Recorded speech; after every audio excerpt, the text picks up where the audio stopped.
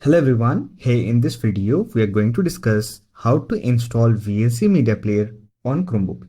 So with that being said, let's get started. If you want to install the full desktop version of VLC Media Player, then you can easily do so. However, for that, on your Chromebook, you have to enable Linux development environment. To do so, simply open Settings application.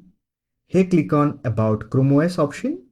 Now look for Developer option, and here you will find the option to set up Linux developer environment.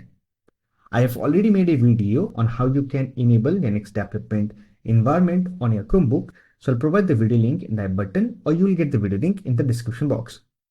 Once you have enabled it, simply open App Launcher, and here simply look for the terminal application and open it.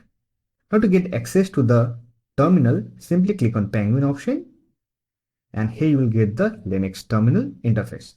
Using it, you can install Linux version of VLC Media Player on your Chromebook. For that, you need to run few commands. First one is sudo apt update.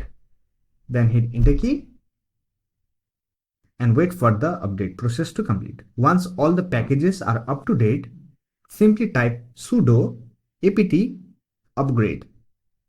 Now you can simply type sudo apt install VLC. Don't worry about the terminal command. I'll provide all the terminal command in the description box. Now hit enter key. And if you get do you want to continue prompt, here simply type Y, then hit enter key. Now wait for the installation process to complete. Once done, you can simply close the terminal. Now to access VLC Media Player, simply click on App Launcher icon. Look for Linux apps folder, and here you will find VLC Media Player application. Simply click on it to open.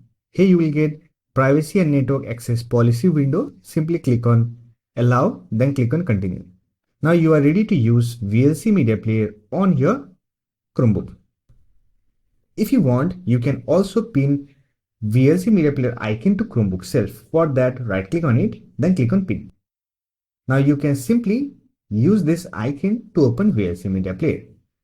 So that's it for this video. Hope this video was helpful to you. If you found this video helpful, give it a like and subscribe to the channel for more videos like this. Bye for now. See you next video.